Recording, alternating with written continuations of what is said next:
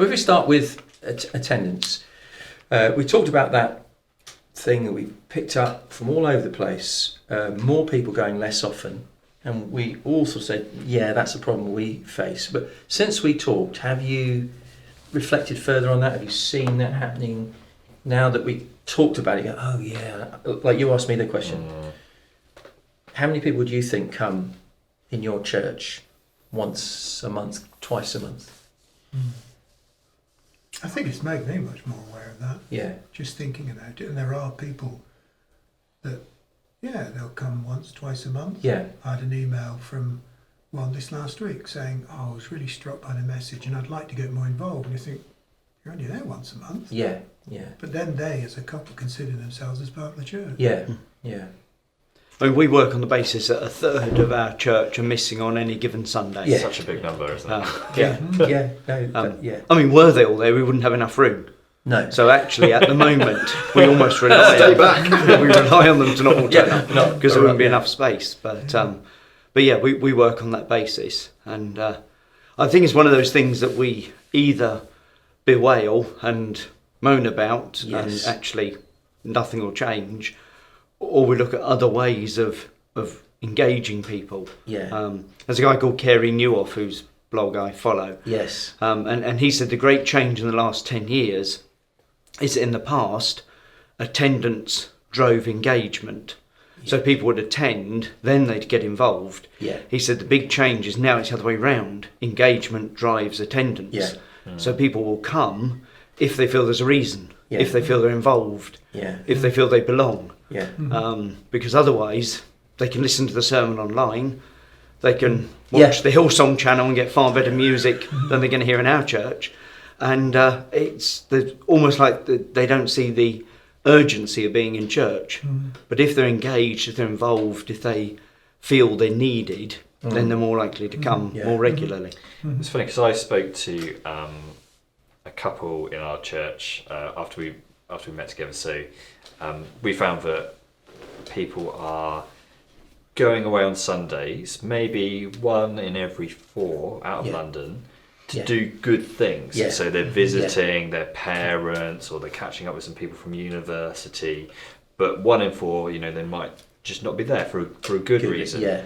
And a couple in the church, they said that they were going to be they'd be going away, and I said, that's fine. See you in a couple of weeks. Have a good time. And I laughed and I said, I was at a meeting recently where we were talking about exactly the same thing. But what you were doing is actually what lots of people are doing. Yeah.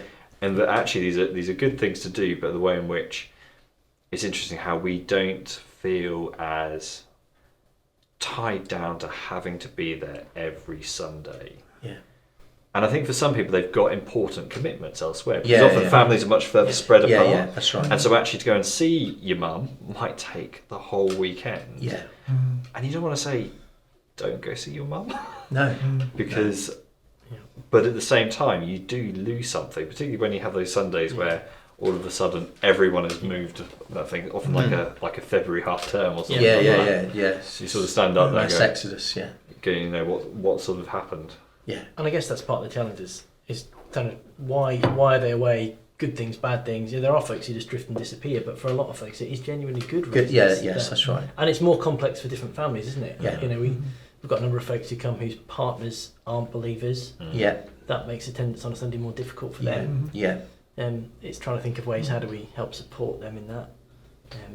And I don't want to be on their case like a teacher who's like you're missing school, you should be at school. Yeah. Because that's not helpful for them. It's not helpful for anyone else. I used to worry a lot about that. I sort of think about who's away, and why they're away, and I did begin to realise that actually for most people, they're not doing something wrong. They're doing something that's good. Yeah. But those good things are now piling up. Some of them are things structural, like more and more people have got divorced parents. So to visit mum, it's not the same as visiting dad. So I want them, and if you've got divorced parents, so we've got 4 lots all over the place. So if you want to see your parents on a reasonably regular basis, you're going to be away. That's not a bad thing. And we found as people age, their children live further away. They want to see their grandkids. And the only time they can realistically see them is the weekend. And if they live 200 miles away, they're not going to be able to go there and back on a Saturday. So some of those things are just how it is. But you're right. Sometimes as a pastor, you can get a little bit tut.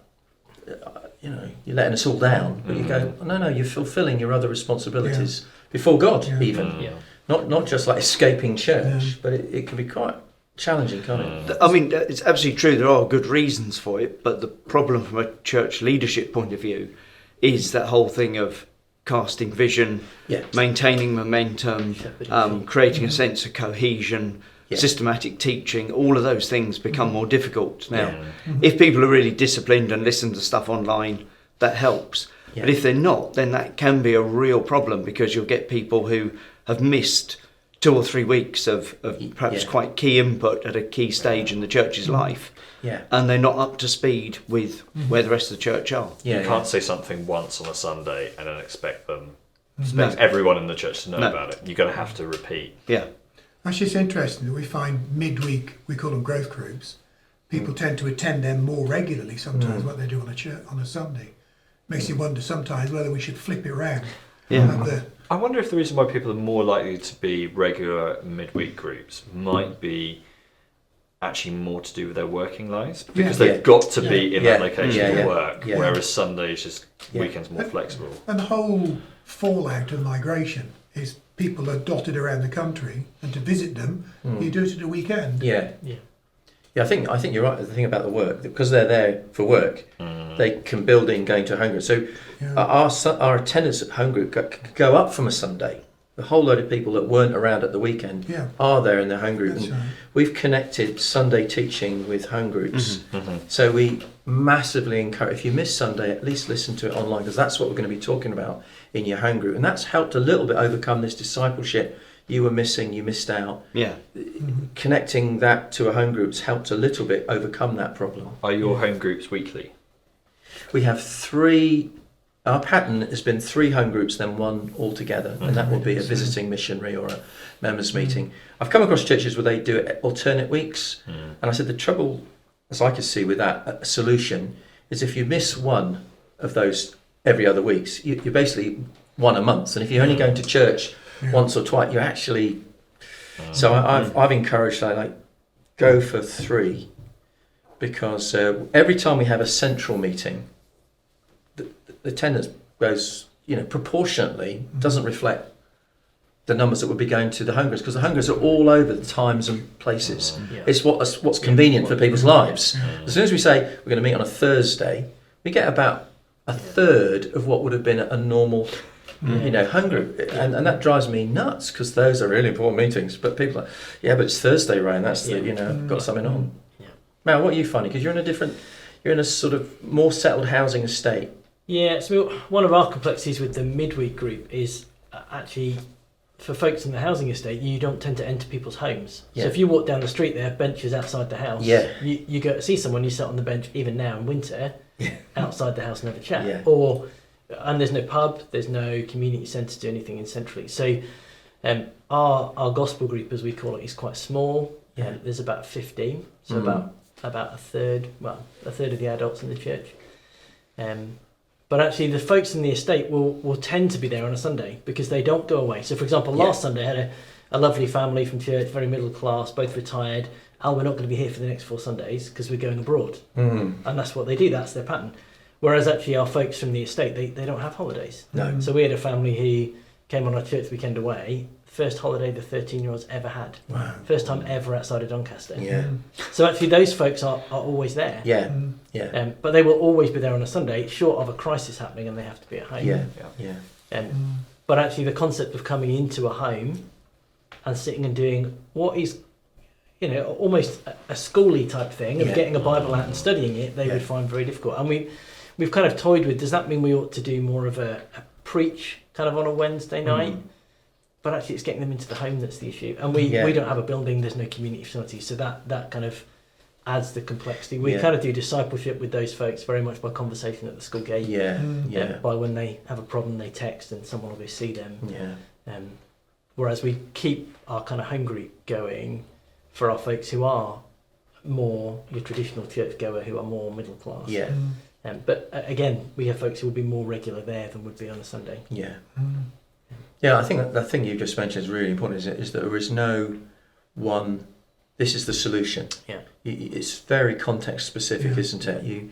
And you've got to be pastorally sensitive to that. You know, we picked that up with some of the people we've worked with from a deprived estate. They would never eat in front of other people. Yeah. So if you say, "I'll come round to our house for a meal," which we think is being hospitable, they go, that scare them witless. Yeah. And they'll say yes, but they'll find any kind of reason. Yeah. And it's not they're being rude, it's just that they just don't do it. Yeah. And actually even going in someone's house, they feel quite uncomfortable. So they will sit on the edge of the seat, ready to bolt. Yeah. And it's just totally foreign to them. Yeah. And it's how do we contextualise the way we do church to that environment? Yeah. And I don't think we've cracked that yet. No. One of the things we also picked up on, I don't know, we're not all the same here. Many churches finding thriving morning congregation, dwindling evening. That's another kind of pattern that's developing. And what are you picking up? How is this not that different? Yeah. But a different congregation. Okay. So morning would be families. In the evening, one of the partners home look after the children. But then we'd get older folks come along in the evening more. Okay. So in terms of actual numbers, it's not that different. No. Okay. Yeah. We don't have an evening service anymore. No. We have a once a month thing called Lifted, which is so like a prayer meeting, worship time with a very, very short message. Yeah. But we get about 10% of what we'd get on a Sunday morning to that. Right, yeah. Maybe slightly more, but not much. Not much, yeah. So we get 300 in the morning and 30 to 40 in the evening, and that's only once a month. We've abandoned evening services. Yeah, yeah. So. And on evenings, what do people basically at home getting ready for work the next day? Yeah, the biggest reason we're given is that a lot of our church have younger children. Yeah. And it's getting ready for school. A lot of them would be setting off quite early for work. They commute to work. All those sorts of things. So, and the few who want to go somewhere, we'd encourage them to go to one of the other events that's on a Sunday evening. Yeah. We noticed a real shift probably over the course of about 10 years. I think our Sunday evening services in London were much better attended, but actually over the last decade they've kind of dropped off. And I think we're getting a lot of less working age people kind of going on Sunday services, particularly working age with children in London. Sunday evening, it just feels that the working week, particularly in London, is just so intense that it feels as if so much has got to be done on Sunday evening, sort of ironing every shirt. But I think it's that particular sort of that environment and so the evenings are those often without children or kind of older people. There's been a real drop off over time. Oh, do you have an evening meeting? Yeah, well, we've done various things. So we used to meet in homes. At one point we did two, one at 5 in Doncaster, and then we went into North Lincolnshire to do one where there wasn't a Bible teaching church at the time until there was, and then we disbanded that. We had a period of time we didn't do any just because all the families that would come had young babies. But in September we started a 4 o'clock service, which the day's quite squeezed because I'm often not home from locking up the building on Sunday morning till 1:30, and then you're out again to unlock again at 3:30. But we do that with the kids in, so more singing, sometimes rotational prayer where there's little prayer bulletins stuck to a wall and you go and you stand there and you pray, and it's interesting watching the children pray with the adults, and then whoever's preaching will preach for 20 minutes, but alongside that the kids have got a lady at church who's brilliant with children's work. So I email her my sermon, she will do the kids a book of puzzles with a puzzle on each point of the Bible talk. Wow. And with a memory verse kind of puzzle to do. So they sit and do that while you preach to the adults for about 20 minutes, and it's fascinating chatting to the children afterwards. Sometimes we break into application groups, and even having done their puzzles, you get 8 and 9 year olds who've read the Bible passage, know what the main point is, and we'll discuss it with the adults. So we only get kind of 15 to 20 at that. But that's probably a quarter to a third of our morning congregation. Our hope come Easter is just to change that slightly again. We're running a messy church stroke holiday club at Easter, and we hope that the parents from that will naturally feed into our Sunday afternoon, because everyone in our area is at sport on Sunday mornings. So a quarter to 11 service, we're not going to get unbelievers there. No. in the same way that we would at a 4 o'clock service. Yeah. So our hope is that's going to become the evangelistic service. Yeah. We'll see if it happens. I think for us, Sunday morning is definitely whole church family service. Yeah. That's the one where you're most likely to get the greatest range of the diversity in the church, from old all the way down through to babies. It's much more of a sort of it's a much smaller generational slice which you'll get come the evening time. Yeah. Yeah, we've kind of worked around all kinds of things. Tried all kinds of things. We had an ABBA evening once. It was terrifying because a whole load of people brought their friends, and we had a quiz, and we showed a couple of clips off the film, because the whole thing of who's your father, you see.